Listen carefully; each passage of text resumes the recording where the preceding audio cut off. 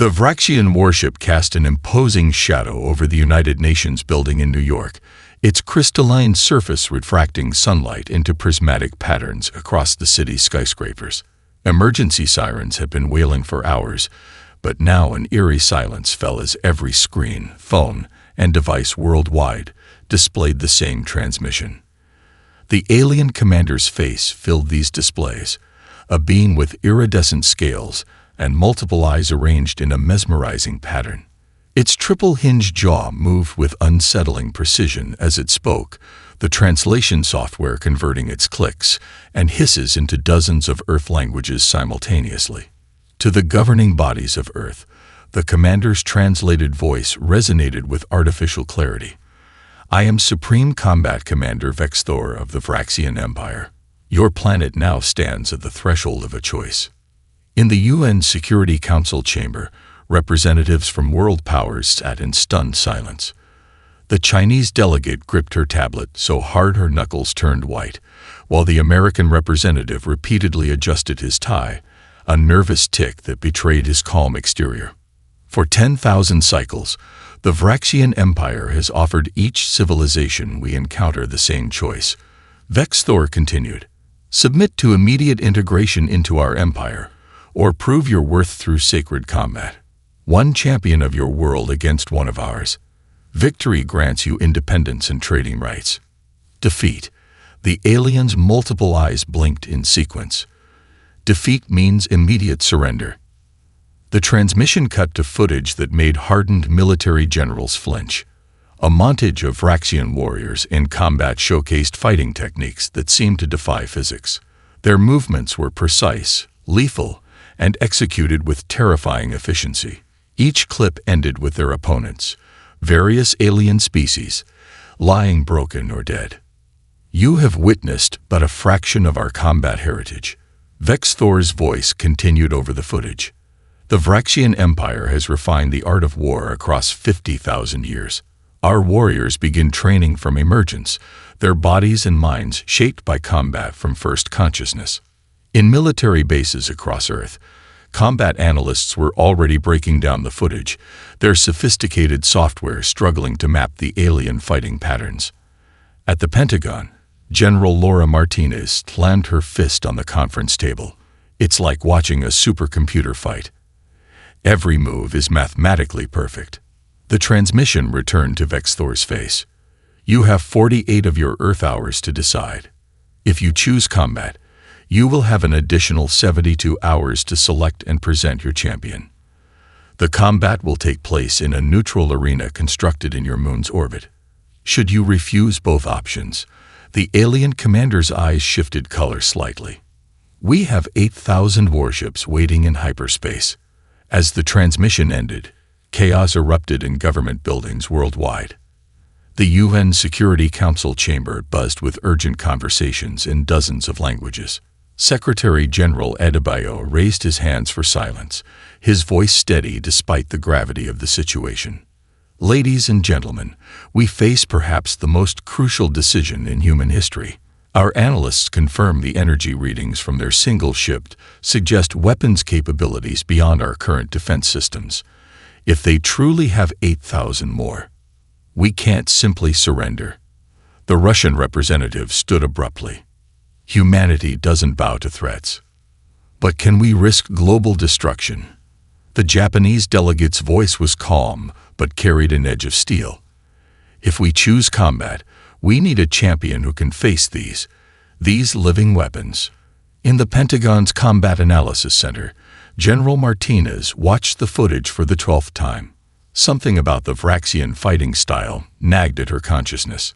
Their movements were perfect, too perfect, like a computer program that had optimized itself into deadly efficiency, but had lost something in the process. She pulled out her phone and dialed a number she'd hoped never to use. "Get me everything you have on Sarah Chen," she ordered. "And I mean everything, including the underground matches." Above, the Vraxian warship continued its silent vigil, its crystalline surface now reflecting Earth's city lights as night fell over New York. The clock was ticking. and humanity's fate hung in the balance of a choice that would reshape their place in the cosmos. The underground fight club in Singapore's industrial district thrummed with energy, thick with the scent of sweat and adrenaline. Sarah Chen circled her opponent, a hulking Ukrainian heavyweight who outweighed her by at least 40 kilos. Blood trickled from her nose, but her eyes remained sharp, calculating. "Too old for this, Chen," someone shouted from the crowd. "Go back to teaching kids." Sarah's lips curved into a slight smile as she watched the Ukrainian's weight shift, a tell she'd been waiting for. He launched forward with a powerful right hook, but Sarah was already moving. She flowed like water around the strike, combining a Muay Thai defensive sweep with a judo throw that shouldn't have worked on someone his size. The Ukrainian hit the concrete floor with a thud that silenced the jeering crowd. "Winner, Chen," the referee announced, while Sarah helped her opponent to his feet. "What was that?" the Ukrainian asked, rubbing his shoulder. "I've never seen anyone counter like that." "Something new I've been working on," Sarah replied, unwrapping her hands. "Mixing styles that aren't supposed to work together." She glanced at her phone. 3 missed calls from an unknown number. As she pushed through the dispersing crowd toward the back room, 2 figures stepped out of the shadows. The woman wore a crisp military uniform with general stars, while the man's black suit screamed government agent. "Miss Chen," the general said, "I'm Laura Martinez. We need to talk." Sarah's eyes narrowed. "If this is about the unlicensed fights." "It's about saving our planet," Martinez interrupted, pulling out a tablet. "And your unique approach to combat might be exactly what we need." The footage playing on the tablet made Sarah's breath catch. The Vraxian warrior moved with impossible precision, its attacks flowing with mechanical perfection. But something about the movements. "You see it too, don't you?" Martins watched Sarah's face intently. "Everyone else is terrified by their precision, but you're seeing something different." Sarah nodded slowly. "They're too perfect, like a computer running the same program over and over. Powerful, fast, lethal. But there's no," she searched for the word, "no improvisation, no adaptation." "Exactly." Martinez's eyes lit up. "We've had every military expert analyzing their combat footage. Navy SEALs, Delta Force, Israeli commandos, they all say we can't match that level of perfection. But you're the first person to suggest maybe we shouldn't try to." The man in the suit stepped forward. "We've been watching you, Miss Chen. Your underground matches, your teaching methods, the way you combine different martial arts in ways that shouldn't work. You see patterns others miss." Sarah wiped the dried blood from her nose. "And what exactly are you suggesting?" Martinez straightened. "The Vraxians have given us 48 hours to decide if we want to submit or fight. If we choose to fight, we need a champion. Someone who can think differently, who can turn their perfect programming against them." "You're insane." Sarah laughed, but it died quickly when neither of them smiled. "You're serious? Me, against that?" She gestured at the tablet still showing the Vraxian combat footage. "You're 42, run an independent dojo, and fight in underground matches to test unconventional techniques," Martinez said. "On paper, you're nobody's first choice for humanity's champion. But we've analyzed your fights. You don't just adapt, you evolve mid-combat. You see patterns and create counters that shouldn't exist."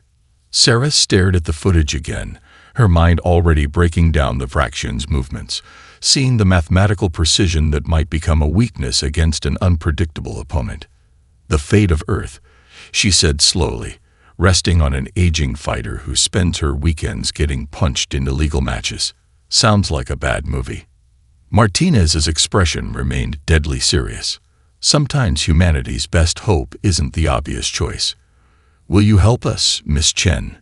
Sarah touched her bruised nose, then looked at the alien warrior frozen on the tablet screen. "When do we start?" Sarah sat cross-legged on the floor of the classified military facility, surrounded by holographic projections of Vraxian combat footage. For the past 18 days, she'd watched these clips hundreds of times, while other candidates trained with experimental weapons and powered armor in the adjacent chambers.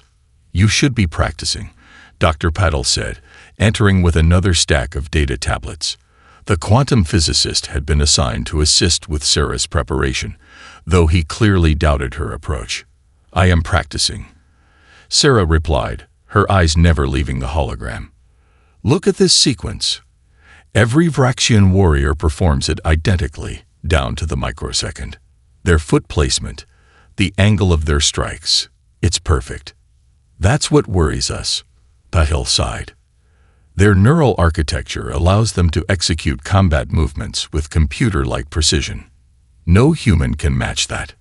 Sarah stood, moving to the center of the room. "Watch this." She began mimicking the Vraxian sequence, but deliberately made her movements slightly erratic. Their perfect form requires perfect conditions.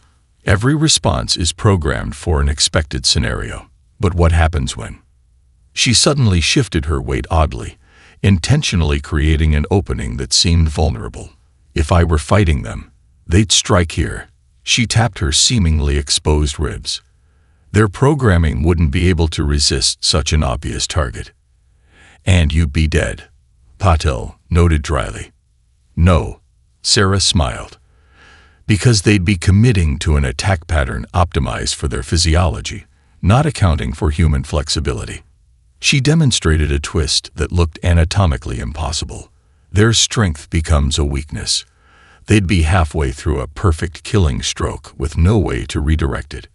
In the observation room above, General Martinez watched with growing interest. Next to her, the Brazilian Special Forces instructor shook his head. "This is insane," he muttered. "We have enhanced soldiers who've trained their entire lives.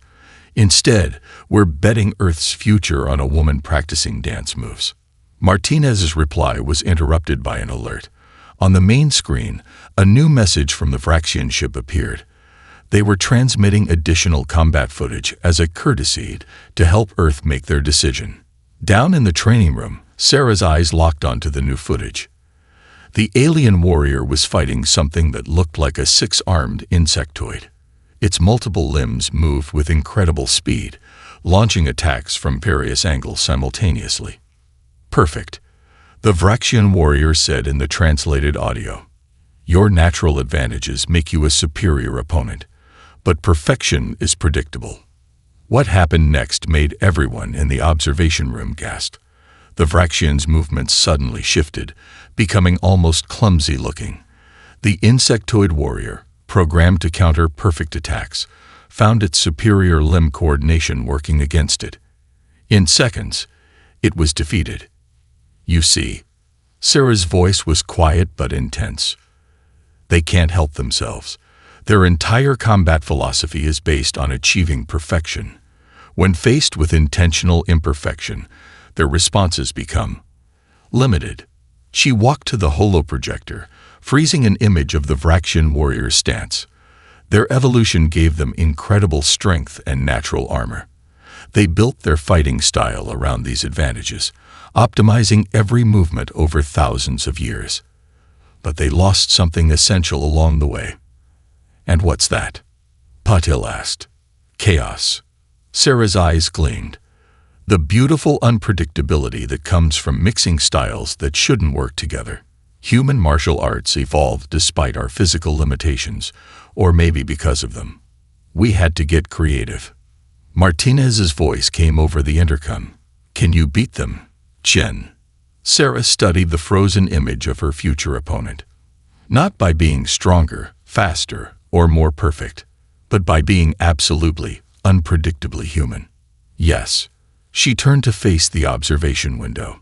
"I need 6 more hours with the new footage. Then I want to test something. Something that's either brilliant or completely insane." "What's the difference?" Martins asked. "Against the Vraxians." Sarah grinned. "That might be our greatest advantage." The lunar conference room was designed to intimidate, its crystalline walls refracting starlight in patterns that made human eyes ache. Sarah sat beside General Martinez, facing 3 Vraxian representatives across a table of some otherworldly material that seemed to swallow light. "Your request for minimal protection is curious," the lead Vraxian negotiator, Vathex, said. Its multiple eyes shifted through various colors as it spoke. "Most species demand maximum defensive capabilities." "We prefer mobility," Sarah replied, keeping her voice steady. Her weeks of studying Vraxian behavior had taught her they interpreted any sign of stress as weakness. "The proposed exosuit will match your natural strength while allowing freedom of movement." The Vraxians exchanged glances, their scales rippling in what Sarah had learned was amusement. "You believe matching our strength is sufficient. Perhaps you misunderstand. Our champion, Kurthak, has ended 372 combat challenges." Martinez tensed beside her, but Sarah maintained her calm. "We understand perfectly. The exosuit specifications have been provided. Do you accept these terms?" Vathex's centralized pulse blew, curiosity. "You may have whatever protection you wish. It will not change the outcome." It pushed a crystalline tablet across the table. "However, we have our own condition. The combat must follow traditional forms." Sarah picked up the tablet, studying the complex diagrams of accepted combat stances and sequences. Her heart raced as she confirmed her theory. Every position was mathematically precise, every movement perfectly optimized. "Traditional forms," she repeated, allowing a small smile. "Agreed." Later, in the preparation chamber aboard the human ship, Martinez paced nervously. "Are you sure about this? Those combat forms they showed us, they're like nothing in human martial arts." Sarah stood in the center of the room, moving through a series of flowing motions that seemed to defy the station's artificial gravity. "That's exactly why we'll win. They expect us to try matching their forms. Instead." She shifted suddenly, combining a capoeira escape with a kung fu strike in a way that looked almost uncontrolled. "Their forms are perfect, but perfection has limits. Human martial arts are beautiful because they're imperfect, adaptable. But the terms you agreed to say we must follow traditional forms." Sarah's eyes sparkled. They never specified whose traditions. The door chimed, and Dr. Pottle entered with a sleek black exosuit. "Final calibrations are complete. With this, you'll match their strength and speed. But I'll still be completely human where it counts." Sarah ran her hand over the suit's surface. No combat computers, no automated responses, just clean power translation and joint support. "It's suicide," Patel muttered. "Their champion will be wearing bio-armor that can predict and counter any known combat form." "Exactly." Sarah began putting on the suit. "Known forms, but I'm not using anything known. I'm using everything known, all at once, in ways that have never been tried." The suit powered up with a soft hum, neural interfaces connecting. Sarah moved through several test sequences, confirming the power transmission was smooth. Each movement flowed into the next, traditional techniques, blending in impossible ways. "What do you call that style?" Martins asked, watching in fascination. "It doesn't have a name." Sarah completed a sequence that combined Brazilian jiu-jitsu with Salat in a way that made Paddle's eyes cross. "It can't have a name, because it's never the same thing twice. That's what the Vraxians don't understand about human combat. We don't just learn forms, we create them." The station's AI announced that 1 hour remained before the combat. Sarah took a deep breath, centering herself. "They think they're facing another predictable opponent," she said quietly. "Instead, they're about to face something their perfect programming can't comprehend. Pure human adaptation. Every form they know broken down and reassembled into something new." Martinez nodded slowly, finally understanding. "Not order against order. Chaos against perfection." Sarah finished, her suit humming as she moved toward the arena preparation chamber. Time to show them why humanity's greatest strength isn't in our muscles or our armor. It's in our ability to break all the rules they think can't be broken. The orbital arena hung like a jewel against Earth's blue backdrop, its transparent dome allowing the assembled dignitaries from both species to witness the combat in stark clarity. Sarah stood in the entrance chamber, her black exosuit a stark contrast to the crystalline surroundings. Final systems check complete. Dr. Patel's voice came through her earpiece. Power distribution nominal. Remember, you've got about 4 hours of full operation before the suit needs to recharge. Won't need 4 hours, Sarah replied softly, watching as the massive doors across the arena slid open. Kurthak emerged, and Sarah's breath caught.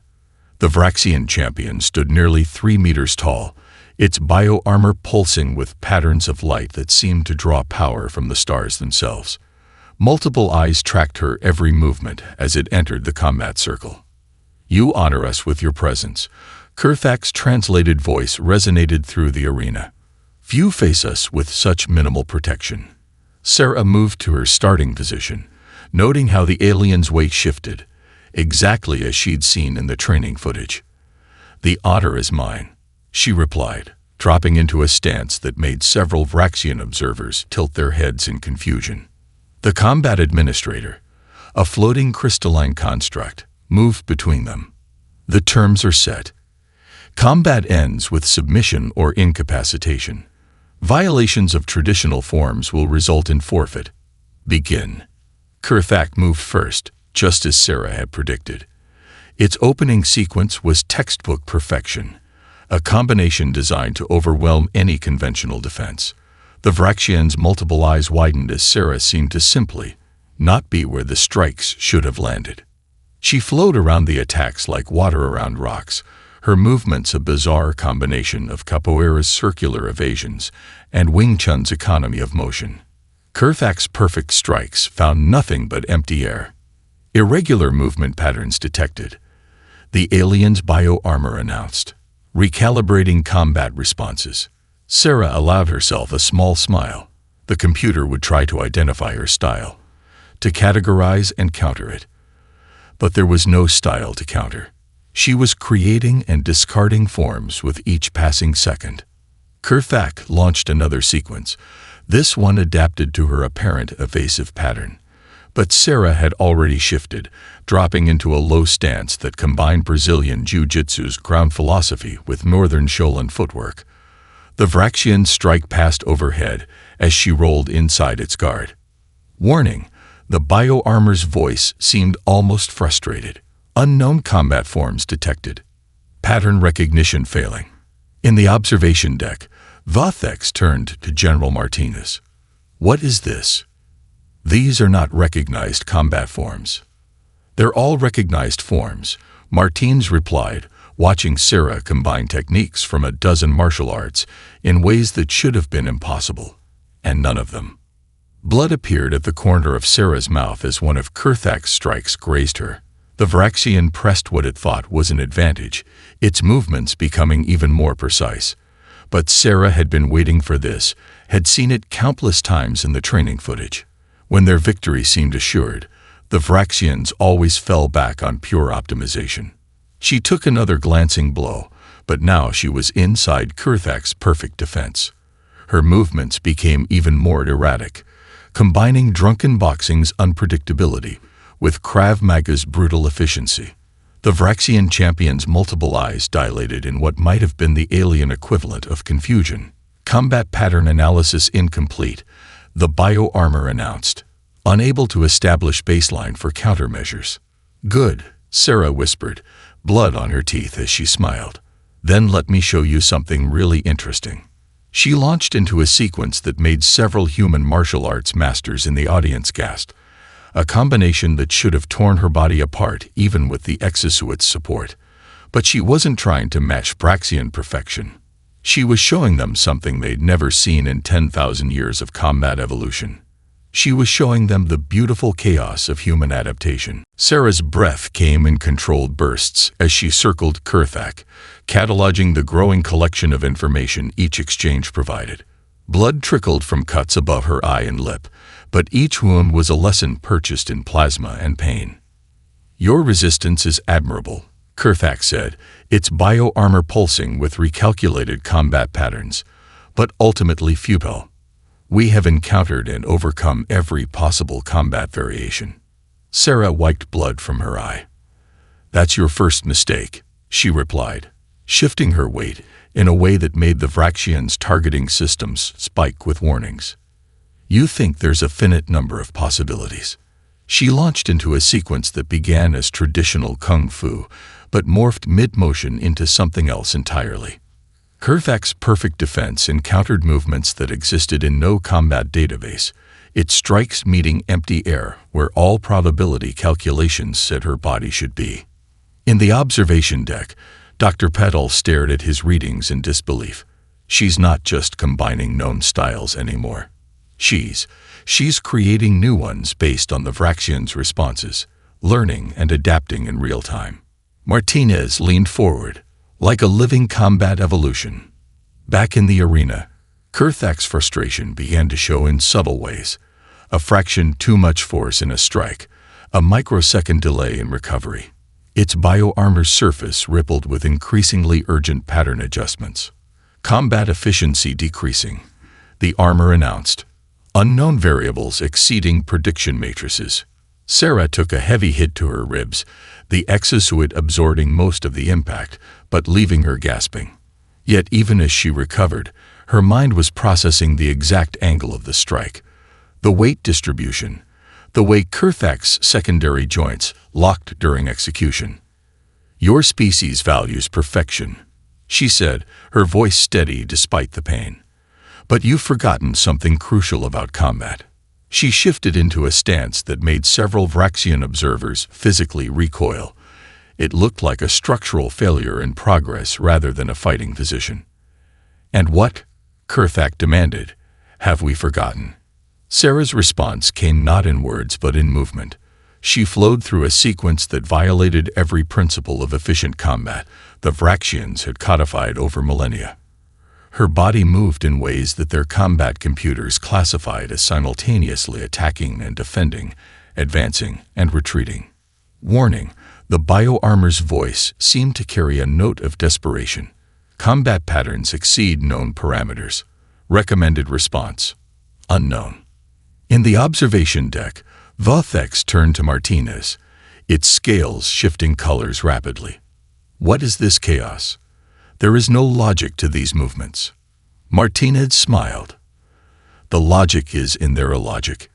Every time your champion adapts to one pattern, she creates 3 new ones. She's not fighting with a style. She's inventing new styles faster than your combat computers can analyze them. On the arena floor, Sarah pressed her advantage.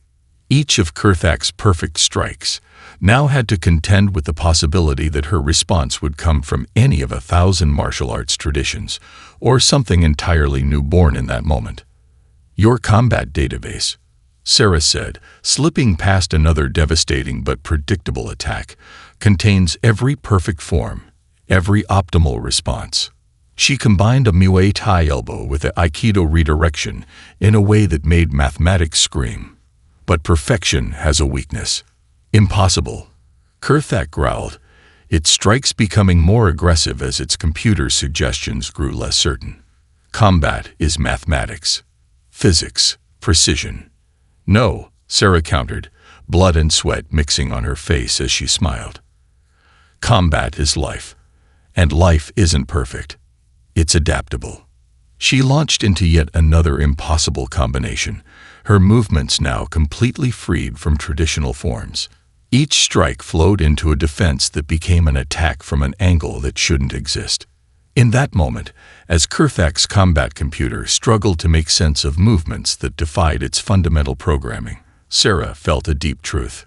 Humanity's greatest strength wasn't in achieving perfection. It was in their ability to embrace imperfection and turn it into something beautiful and devastating. The final exchange was approaching, and Sarah had one more lesson to teach about the power of human adaptation. Sarah's breathing was measured despite her injuries, each inhale and exhale part of a rhythm that defied Vraxian combat algorithms. She could see the growing uncertainty in Kurthak's movements, perfect forms beginning to falter against an opponent that refused to follow any predictable pattern. Your exosuit power reserves are at 47%. Dr. Patel's voice crackled in her ear. Whatever you're planning, it needs to happen soon. Sarah didn't respond, her focus absolute as she recalled a memory from years ago. Her young daughter, playing hopscotch outside their dojo. The pattern of her jumps creating an unexpected geometric harmony. She'd watched for hours, seeing something in those playful movements that had nagged at her consciousness until now. Combat computers failing to establish baseline. Kerthak's bio-armor announced, switching to fundamental combat protocols. Perfect, Sarah thought. The Vraxian champion was falling back on its most basic programming. The core forms that were drilled into their neural architecture from emergence. She began moving in what appeared to be a random pattern, her feet touching down in specific points that seemed meaningless. In the observation deck, Dr. Patel's eyes widened as he watched his displays. The pattern she's creating. It's not random. It's hopscotch. Martine, it's finished. A smile spreading across her face. She's moving in a children's game pattern. On the arena floor, Sarah's seemingly chaotic movements were slowly forcing Kerthak to shift position. The Vraxian's perfect forms unable to target an opponent whose movements followed the logic of child's play rather than combat mathematics. Your strategy is flawed, Kerthak declared, launching another devastating combination. You cannot defeat perfect form with chaos. Sarah took a glancing blow to her shoulder, but kept moving through her pattern. Perfect form, she gasped, is just another way of saying you can't adapt. She completed another hop, landing exactly where she needed to be. And right now, you're standing exactly where my daughter would throw her stone. Before Kerthak could process this seemingly nonsensical statement, Sarah launched into her final sequence. It began with a capoeira movement that flowed into a Wing Chun strike, but then transformed into something entirely new. A combination of angles and momentum that followed the geometric pattern of a simple playground game. The Vraxian's combat computers, desperately trying to predict her movements based on known martial arts, never saw the true attack coming. Sarah's sequence created a moment of perfect geometric advantage, but one that only existed if you understood the innocent logic of children's games. Critical vulnerability detected, the bio-armor screamed. Unable to. Sarah's strike landed at precisely the point where Kerthak's natural armor joined with its biosuit, a joint that evolved for maximum strength, but never had to defend against an attack based on hopscotch geometry. The Vraxian champion's eyes all widened at once as its perfect balance failed. The fall seemed to happen in slow motion. Kerthak's massive form, encased in technology evolved over millennia, toppled like a fallen star. The impact echoed through the arena, followed by a silence so profound it seemed to swallow the stars themselves. Sarah stood over her fallen opponent, her chest heaving, as she maintained her final position, one that would make any martial arts master scratch their head in confusion, while any schoolchild would recognize it instantly. Combat terminated. The arena's AI announced, victory to Earth's champion. In the observation deck, Vothex turned to Martinez, its scales shifting through colors never before seen in human vision. How? It asked simply. How did she defeat 10,000 years of combat evolution with a children's game? Martine smiled, because sometimes the greatest wisdom comes from remembering how to play. Your champion fought with the accumulated perfection of millennia. Ours fought with the joy of a child jumping squares drawn in chalk. On the arena floor, Sarah helped Kerthak to its feet, the Vraxian's multiple eyes still trying to process its first defeat. Your technique, Kerthak said slowly. It was unlike anything in our combat records. Sarah smiled, tasting blood but feeling only triumph. That's because it wasn't in any combat records. It was written in playground chalk. 3 months after the historic combat, Sarah sat cross-legged on the worn mat of her Singapore dojo, watching as a young Vraxian student struggled with a basic capoeira movement. The alien's bio-armor had been replaced with a simple training suit, its natural rigidity fighting against the fluid motion. I do not understand. The student, Kavir, said in carefully learned English. The movement serves no combat purpose. It is inefficient. Sarah smiled, rising to demonstrate. Watch again. Don't think about combat efficiency. Think about the joy of movement. She flowed through the sequence, her body moving with the rhythm of the berimbau playing softly in the background. The dojo had changed since the lunar arena. One wall now displayed the traditional weapons of a dozen earth martial arts, alongside Vraxian combat implements. Children's drawings of hopscotch patterns hung next to ancient scrolls of kata forms, and the sound of multiple species learning together filled the once quiet space. The High Command still debates the wisdom of this, Kavir admitted, attempting the movement again. Some say learning human combat arts will corrupt our perfect forms. And what do you think? Sarah asked, correcting the student's position with gentle touches. I think. Kavir paused, multiple eyes shifting colors in thought. I think perfection without adaptation is stagnation. Sarah beamed. Through the dojo's windows, she could see more Vraxian students arriving for the afternoon class, their formerly rigid movements already showing hints of human fluidity. In the 3 months since the combat, over 200 Vraxians had come to Earth to study not just martial arts, but dance, sports, and even children's games. The door chimed as General Martinez entered, now wearing civilian clothes but carrying herself with the same military precision. The Cultural Exchange Treaty has been finalized, she announced. The Vraxian Empire has officially recognized Earth's martial arts as equal to their combat traditions. Equal but different, Sarah corrected, helping Kavir find the rhythm. That's the real victory, not proving we're better, but showing there's value in our differences. Martinez watched the class with obvious pride. The Vraxian combat schools are already incorporating human elements. They're calling it adaptive form, a combination of their precision and our creativity. Sarah moved to the wall, touching one of the children's drawings, and how many of them have installed hopscotch courts. 17 so far, Martinez laughed, though they insist on calling them preliminary geometric combat training grids. The afternoon sun cast long shadows through the dojo windows as more students filed in, human children mixing with young Vraxians, each learning from the other. A small group had gathered around the hopscotch pattern painted on the dojo's back courtyard, Vraxian students watching in fascination as human children demonstrated the game. You know, Sarah said softly, when I was in that arena, I realized something. The Vraxians spent millennia perfecting their combat forms, but we spent that same time learning to play, to dance, to move for the sheer joy of movement. In trying to achieve perfect combat efficiency, they forgot that sometimes the most effective movements come from simply being alive. Kavir had finally managed the smooth capoeira sequence, its body finding a balance between Vraxian precision and human flow. The other students applauded, the sound of multiple species celebrating together echoing through the dojo. The combat computers still can't explain how you won, Martinez noted. Sarah watched as a young Vraxian tentatively joined the hopscotch game, its movements awkward but eager. That's because they're looking for combat logic in a playground game. Sometimes, the greatest victories come not from fighting better, but from remembering how to play.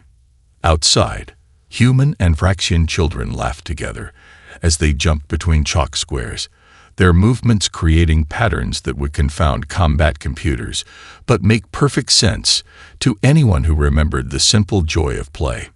And in that laughter, in that union of alien precision and human creativity, Sarah saw the real victory, not the triumph of chaos over perfection, but the birth of something new, something that combined the best of both species. The future, it seemed, would be drawn in playground chalk and written in starlight.